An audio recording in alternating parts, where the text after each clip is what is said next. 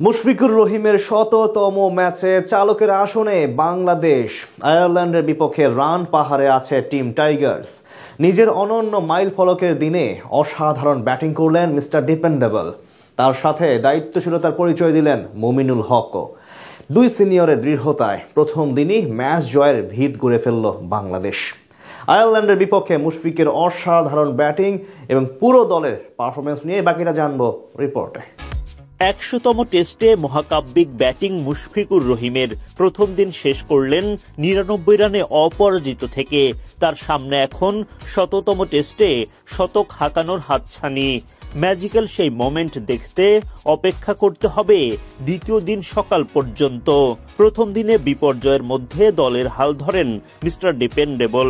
Irish বোলারদের বুড়ো আঙুল দেখিয়ে হোম অফ ক্রিকেটে চলতে থাকে তার মাস্টার ক্লাস ব্যাটিং। বুধবার মিরপুরে সিরিজের দ্বিতীয় ও শেষ টেস্টে মুখোমুখি হয় বাংলাদেশ ও আয়ারল্যান্ড। টস জিতে আগে ব্যাটিংয়ের সিদ্ধান্ত নেন টাইগার অধিনায়ক নাজমুল শান্ত। মাঠে নামার আগে মুশফিকুর রহিমের শততম টেস্ট উপলক্ষে চলে বিশেষ আয়োজন। এরপর শুরু হয় টাইগার আইরিশদের ব্যাটে বলে লড়াই।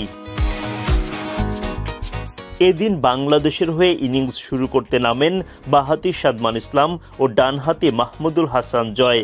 দেখে শুনে দারুণ শুরু করেন তারা। কোনো উইকেট না হারিয়েই দলীয় ৫০ পার করে বাংলাদেশ। কিন্তু এরপর আর ইনিংস বড় করতে পারেননি সাদমান। অ্যান্ডি ম্যাকব্রাইনের বলে এলবিডব্লিউর ফাঁদে পড়ে যান। ৪৪ বলে ৬ বাউন্ডারিতে ৩৫ রান করে ফিরে যান সাদমান।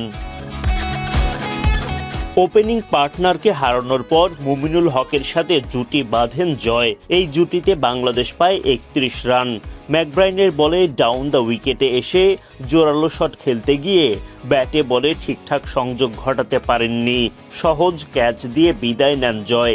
৮৬ বল উইকেটে টিকে থেকে ২ বাউন্ডারিতে ৩৪ রান করেন তিনি। দলীয় ৮৩ রানে দ্বিতীয় উইকেট হারায় বাংলাদেশ। দলীয় ১০০ রান পূরণের আগেই আরও একটা উইকেট হারায় বাংলাদেশ। অধিনায়ক শান্ত বিদায় নেন মোটে ৮ রান করে।